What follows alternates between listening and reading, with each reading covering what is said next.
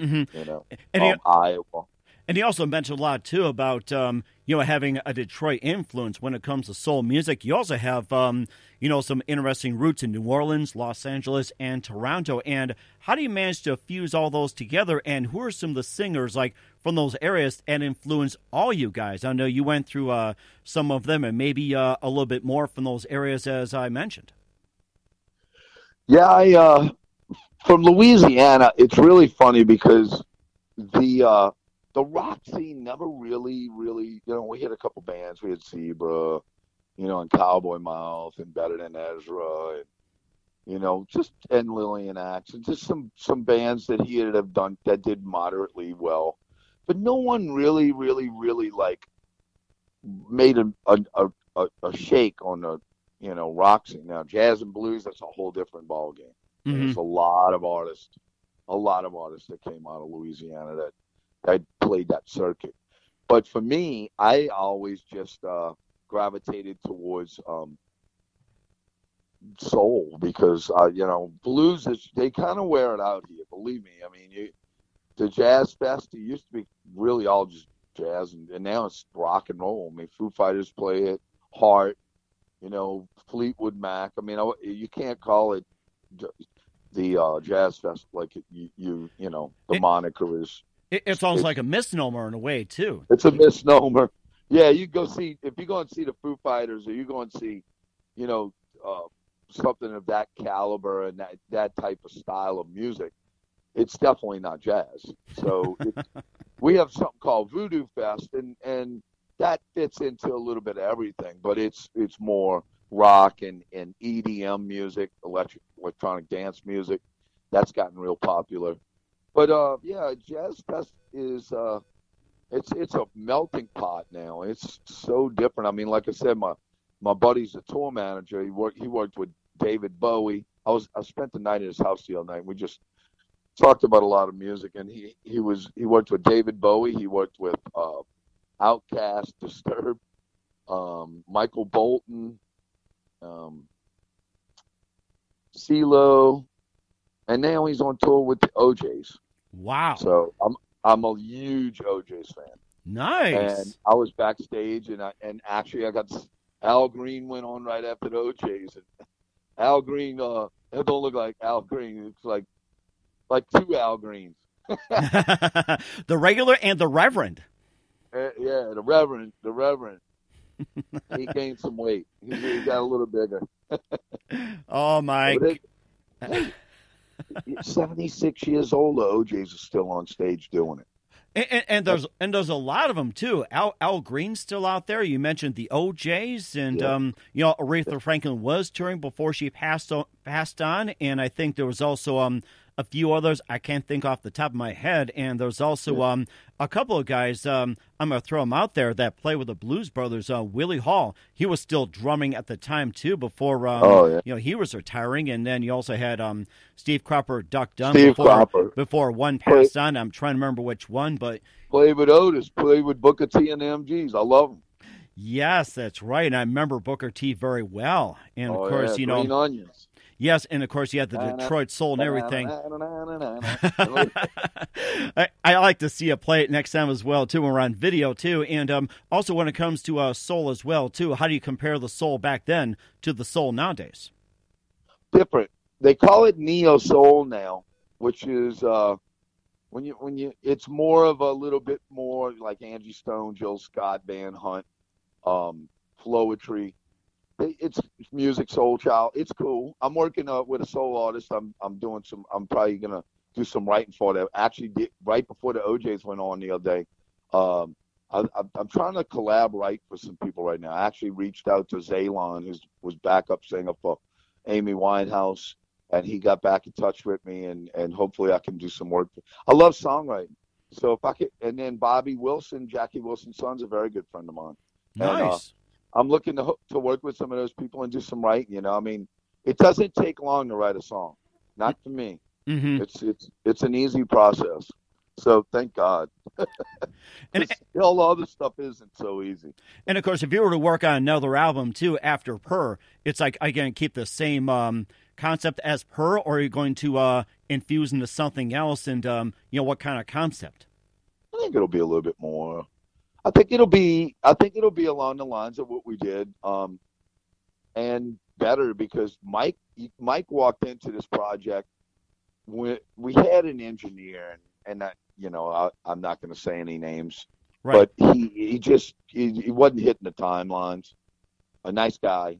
Actually, it's really a shame when you work with friends, because when you give them milestones to hit and deadlines and they don't, it's a shame, because we found Mike, but I'll tell you, he's been a blessing. I love him, and we're good friends and also music constituents. And I would work with him. We're going to definitely keep our relationship. Actually, he talked to me right before you called, and I like to make sure that if there's anything he needs, we can handle it for him. So he's a good guy. That's great too, and we're looking forward to that as well too. And of course, just a few more minutes here, and we know you're very busy. And of course, you talked about your favorite materials, some challenging ones, and what do you consider your most memorable moment? Last show we played, it was really, I don't know what it was. I say probably our best moment yet, because the crowd was really engaged. We sounded really good, and it just was, I felt like a band. Like we've only gotten better each show, is the way I've seen it. And that's how it should be, because if it's going the other way, you might want to reconsider what you're doing. But it was just magical. People came up to me after and said, "Man, y'all blew us away." And it was a joint effort. I mean, it's not me, and it's not Stacey, and it's not Keith, and it's not Della Johnny. It was all of us collectively, really working at making the sound and our performance, come through. And if actually anyone wants to see footage from that, there's a good bit of it in Jack Black Flower. Well, actually, I kind of knew we needed to do that song, and our video guy, shout out to Mason Wright at Kick Media. He took footage for 2 songs. I won't give the other one away, but Jack Black Flower is coming out this Friday, and you can find it on YouTube. That sounds great. We can also do that. And who do you consider biggest influence in your career? Jim Morrison. I know it sounds crazy, but I sing him good. I love who he was. I think he was uninhibited. You didn't know what you were going to get. I try not to follow in that portion of footsteps, because, I don't want to go to jail for something and lose gigs over anything. But I do like the fact that, his voice was different. And I don't know. He was a big influence on me. Mm-hmm. Really big influence. Jim Morrison, I would be the same age as this guy too, but definitely Scott Weiland, in his prime. I mean, awesome. Mm-hmm. Rod Stewart, early stuff from him through the Faces, and then with Jeff Beck off the Truth album, and then Paul Rogers, Bad Company, and the early Aerosmith stuff with Steven Tyler. I love all that, because all those singers. And then a band that, I really haven't failed to mention, but they are a huge influence on me, is Thin Lizzy. Thin Lizzy, oh my goodness. That is a flashback. Oh my goodness. Yeah. I don't know how much you listen to them, but I like a lot of things that, a lot of people don't. Rosalie and Emerald and The Rocker. Mm-hmm. Well, I'll just have to give my age out in this one. Thin Lizzy was big, and I was still in grade school, just putting on the jean jacket with all the patches and everything, tattoos. It's like you get an idea of how old I was when Thin Lizzy hit it big, and you turn up your radio, whatever you're cranking, thinking you were cool, or cranking up your album, just blasting from your speakers all over the neighborhood, just to really tick anybody off. So at least you get an idea on that one. Yeah. I tell you what, Jailbreak and Boys Are Back in Town, and those songs are great. Dancing in the Moonlight, what an amazing tune! It's really a good song. It's danceable. Mm-hmm. Be dancing in the moonlight. It had such a cool vibe, man. It's like I just always loved that music. They're one of my favorite bands. I love the dual guitar attack between Brian Robertson and Scotty Gorham. And it was what rock needed then. It still is today. I really, really, really like Thin Lizzy. They're definitely one of my favorites. That is amazing, too. And what's the best advice you can give to anybody right now? Well, as a musician, I say stick with what you believe in. Don't let everybody persuade you. Keep your vision, and keep your day job. don't just give it up, because, man, you know what? There's a lot of musicians that, they ate peanut butter and bread and never rose to the occasion and became very successful, but they also didn't gain a trade or schooling or things of that nature. So, you can do both, but be realistic in your values and set goals for yourself. That's really important. And then for a person in general, be good to the people you love. Be good to people around you. Those are important values. And we write positive songs. I don't really like about negativity. There's too much of it in the world. Oh, tell me about it. That is a great best of advice, and looking for more to your works. And before we go here, what are some of your upcoming projects? What's your website, and how can people contact you? Okay, so if somebody would like to go to our website, it's electricradiokings.com. And then on Twitter, there's only one Electric Radio Kings. Instagram, Electric Radio Kings.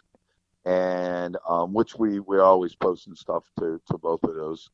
And then Facebook, Electric Radio Kings. And there you can, through our label, you can, if you need to send an email about booking info, or you want to just, maybe get something autographed or something of that nature, or just say hi, it's grandvisionrecords@gmail.com. That is amazing. And where can people find your music? You can find our music on Spotify, Deezer, Amazon, and iTunes.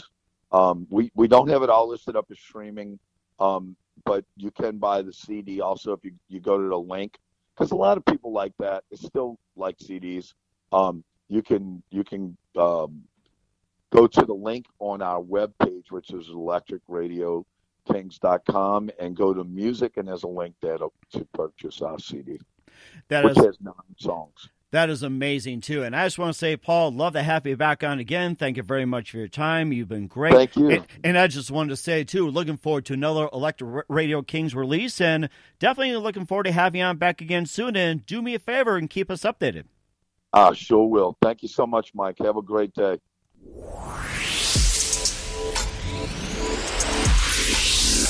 Thanks for listening to The Mike Wagner Show, powered by Sonic Web Studios. Visit online at sonicwebstudios.com for all your needs. Listen online at themikewagnershow.com and on Facebook, SoundCloud, Spreaker, Spotify, and iHeartRadio. And watch the interview on YouTube.